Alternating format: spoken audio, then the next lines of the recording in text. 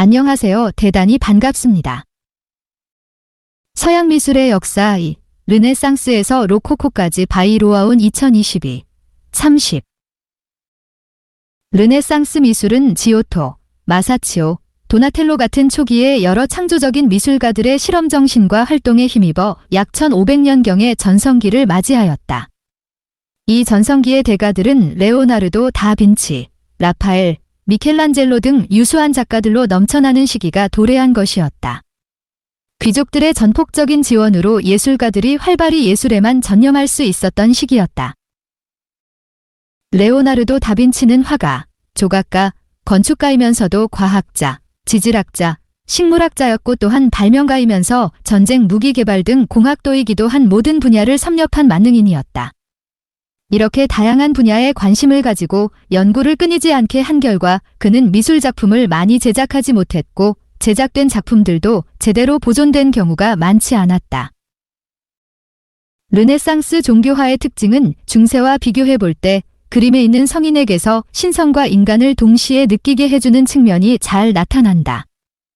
예를 들어 레오나르도 다빈치 초기 작품인 단골 속의 마돈나에서 마리아는 이전의 마리아와는 다르게 더 이상 신성한 후광을 갖고 있지 않아 이 그림을 주문한 수녀원에서는 그림 받기를 거부했다고 한다.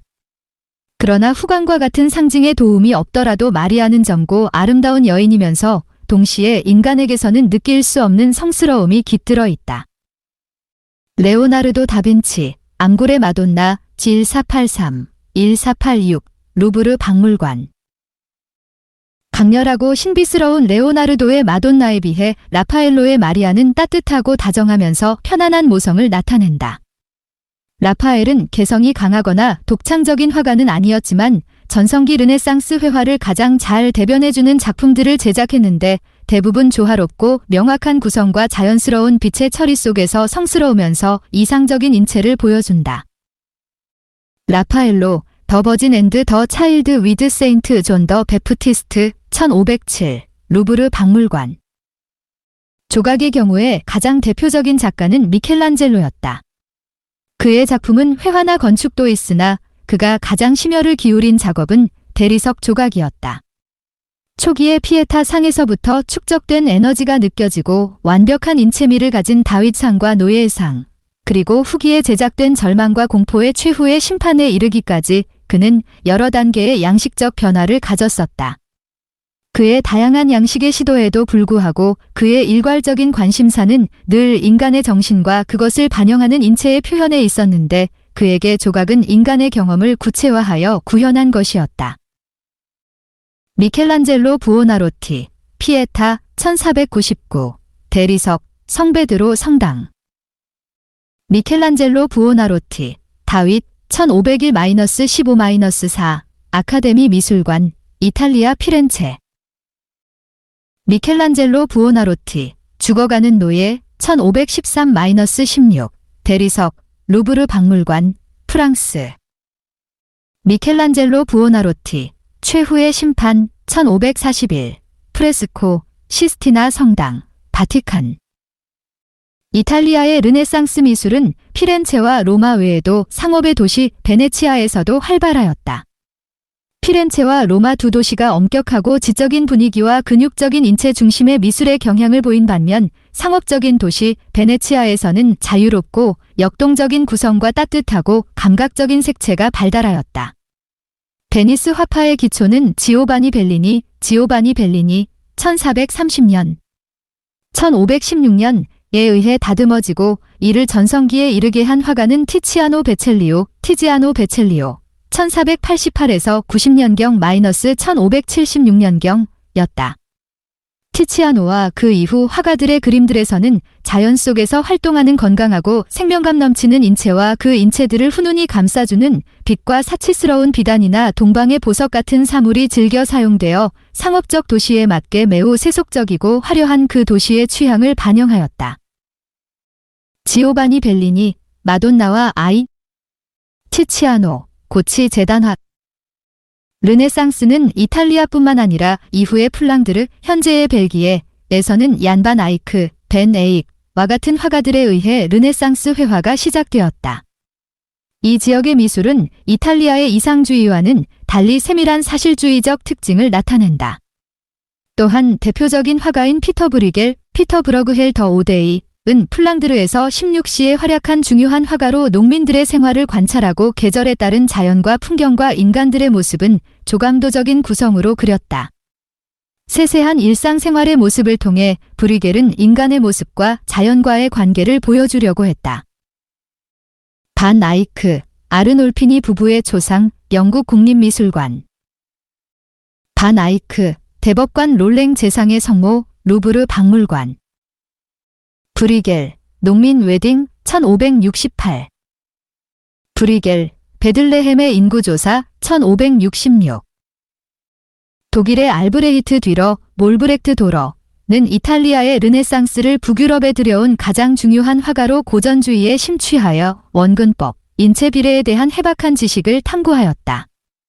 이탈리아를 여러 번 여행했던 뒤러는 이론적 지식 못지않게 시각적인 관찰을 중요하게 여겼다. 뒤러, 자화상, 1500. 17시에 들어오면서 카톨릭 교회는 신교의 세력 확장을 저지하기 위해 종교적 승리와 영광을 보여줄 수 있고 대중들을 감탄시킬 수 있는 미술 작품들을 대거 후원하였는데 그 중에 하나가 로마의 성 베드로 대성단의 증축이었다. 그러나 당시 교회에 못지않게 중요한 미술의 후원자들은 강력한 권력과 부를 축적한 프랑스, 스페인, 영국 등의 절대 군주들이었다. 그리고 이들이 선호했던 미술 양식은 르네상스의 고전주의적 형식과 질서를 고수하면서도 한층 더 웅장하고 화려하게 변화된 양식으로 이 시기 미술 양식의 형식에는 절대군주의 취향이 결정적으로 작용하였다. 그러나 17시 이후의 사람들은 이 시기의 미술을 르네상스의 완벽한 고전주의에 비해 괴기스럽고 저속하다는 부정적인 의미인 바로크로 불렸고 르네상스 미술에 비해 열등하다고 믿었다. 그러나 바로크 미술은 19시 후반에 벨플린과 같은 통찰력 있는 미술사학자들에 의해 재평가되었고 비로소 르네상스 미술과는 다른 독자성이 있었음이 인식되었다. 바로크는 17시 유럽의 미술을 가리키는 말이지만 지역에 따라 조금씩 다른 성격을 띠고 발전하였다. 대체로 르네상스 미술이 각 부분의 균형과 질서를 통한 이상적 미를 추구하였다면 바로크 미술의 특징은 총체적이라고 할 수 있다. 이러한 총체적 특징은 특히 회화, 조각, 건축이 종합되어 마치 장엄한 오르겐 음악이 울리는 듯한 착각을 주는 경이롭고 황홀한 교회나 궁전의 천장화에서 그 대표적인 예를 찾아볼 수 있다. 바로크 양식은 강한 명암의 대조와 동적인 움직임을 강조하면서 관람자가 작품의 공간에 참여하고 그 순간에 있는 듯한 착각에 빠지게 하였다. 그러므로 르네상스 시기에 많이 사용되었던 수직, 수평인 안정감이 있는 삼각형의 정적인 구도보다는 동적인 대각선이나 나선형의 구도가 많이 사용되었다. 17시에 국제적으로 유명했던 화가는 플랑드르의 루벤스, 페테르 파울 루벤스, 피터 폴 루빈즈였다. 젊었을 때 이탈리에서 8년을 보내면서 고전을 충실히 공부한 루벤스는 처음에는 종교화를 많이 다루었으나 그 이후에는 신화, 종교화, 초상화에 이르는 폭넓은 주제를 소화하여 많은 작품을 제작하였다. 유럽 전역에서 주문하는 사람들이 많았고 그의 작품의 많은 부분이 특히 후기 작품들은 그의 조수들에 의해 그려졌으나 루벤스 자신의 마지막 손길만으로도 루벤스의 고유한 느낌을 살릴 수 있었다고 알려져 있다. 루벤스, 그리스도의 십자가를 세움, 1610, 목판의 유체, 460x 340cm, 안트베르펜 대성당, 안트베르펜, 벨기에. 루벤스가 활약하던 플랑드르와 인접한 홀란드, 현재의 네덜란드는 17시 미술사의 독자적인 위치를 차지하고 있는 곳이다. 이 시기 스페인에서 독립한 홀란드는 신교 국가 칼빈교를 믿고 있었기 때문에 교회의 그림에 조각 장식을 하지 않았고 다른 가톨릭 국가처럼 귀족이나 성직자들의 기반이 탄탄하지 못했다. 그 대신에 이곳에서는 상업과 무역이 발달하면서 중산계급의 생활이 풍요롭게 되었고 이들은 자신들의 집에 알기 쉽고 보기 좋은 소품을 걸어놓기를 원했다. 현재의 인테리어 개념이 일반화된 시기였다. 이렇게 되자 자연히 집에 걸어놓고 보기엔 부담스러운 장엄하고 거룩한 종교화보다는 사실의 느낌을 담은 정물화, 일상생활을 그린 그림들, 초상화, 풍경화들이 더 인기를 끌게 되었다.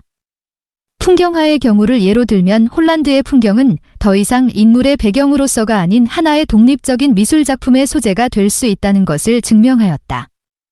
어느 곳이나 흔히 볼 수 있는 평범한 풍경을 그렸는데 이야기적인 요소가 배제되었고 광선, 공간, 대기 자체가 중요한 요소로 부각되었다. 순간의 변화와 움직임을 묘사하기 위해 자연에 대한 관찰을 심도 있게 하였다. 프랑드르 회화. 풍경화뿐만 아니라 정물화 일상생활의 장면을 그린 장면에서 공통적으로 나타나는 평범한 주제와 사실주의는 지금까지 언급한 다른 주변 국가에서 성행된 바로크 미술과는 거리가 멀었다. 그러므로 홀란드 미술의 경우에는 바로크 양식이 적용되지 않았다고 할 수 있다. 암스테르담과 같은 몇몇 도시에서는 많은 군소 화가들이 있었고 직업적인 화상들을 통해 그림을 팔며 생활하였다. 당시 가장 잘 알려진 화가로는 렘브란트 하어먼존 벤 나인과 프란즈 할츠가 있다. 렘브란트, 야경, 프랑스 바닌 코크 대장의 민병대 1642, 레이크스 미술관, 암스테르담. 프란즈 할스, 하를렘 양로원의 여성 이사들. 17시에 국력이 크게 신장된 국가는 프랑스였다. 특히 부르봉 왕가의 루이 14세는 베르사유 궁전을 짓고 유럽 최고 군주로 군림하였다. 루이 14세는 이탈리아의 미술처럼 지나치게 극적이고 역동적인 양식보다는 장엄하면서도 엄격한 형식적인 양식을 선호한 결과 프랑스의 바로크 양식은 다른 나라보다 절제된 고전 양식을 특징으로 한다.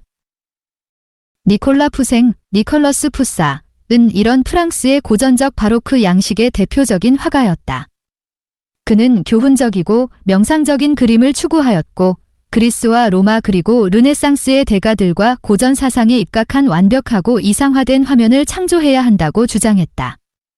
푸생의 이러한 고전주의는 프랑스 아카데미의 기반이 되었고 이후 세대들에게 큰 영향을 주었다. 푸생은 후기에 풍경화를 많이 그렸는데 그의 고전적 풍경화는 변화무쌍한 자연을 이상화시킨 자연의 영원함과 고귀함을 느끼게 하는 것들이었다. 푸생, 포키온의 유고를 모으는 그의 아내. 푸생과 동시대 활약한 클로드 로레인은 전적으로 풍경화만 그리던 화가였다. 로랭의 풍경화 역시 이상화된 고전적 풍경이었으나 정확하고 엄격한 푸생의 그림과는 달리 자연을 직접적으로 관찰하여 인간과 자연의 조화를 추구하는 서정적 분위기를 자아낸다. 클로드 로랭, 랜스케프트 MIT 허턴. 클로드 로랭, 해지는 항구 1639. 프랑스는 루이 14세가 죽은 이후 중앙집권적인 왕권이 약화되고 귀족과 중산계급이 부유해지기 시작했다. 당시 귀족들은 향락과 사치에 탐닉하고 있었으며 지성적인 분위기와는 거리가 멀게 재치의 찬 화술과 감각적인 취향이 돋보이는 사교 생활에 열중하고 있었다. 이제 이들의 실내 장식은 은빛이나 분홍색 또는 연두색을 주조로 하면서 아라베스크 장식으로 얽히고 변형된 가구와 벽장식, 그리고 우아하고 세련된 장식품으로 바뀌게 되었고 그림이나 조각들도 이러한 살롱에 맞는 작은 작품들이 제작되었다. 프랑스에서 1715년경에서부터 1755년경까지 계속된 이러한 미술 양식을 로코코 양식으로 불렸다. 이는 조금씩 다른 성격을 가지면서 독일, 오스트리아, 이탈리아, 스페인 그리고 영국으로 퍼져나갔다. 로코코의 대표적인 화가로 프랑스의 앙트와 와토, 진 앤투안 와토와 프랑수아 부쉐이였다. 와토는 당시 가장 많이 그려지는 주제인 남녀의 사랑을 주로 다뤘다. 그러니 와토가 그린 야외에서의 젊은 남녀들은 다른 수많은 화가들이 그린 그림과 같은 가볍고 즐거운 분위기와는 달리 가냘프고 섬세하며 실제의 인물과 같은 생명감보다 오히려 꿈과 같은 환상을 느끼게 한다. 장 앙투와 와토 앤드 NBSP 키테라 섬에서의 출발. 부쇠, 에우로파의 납치 1750.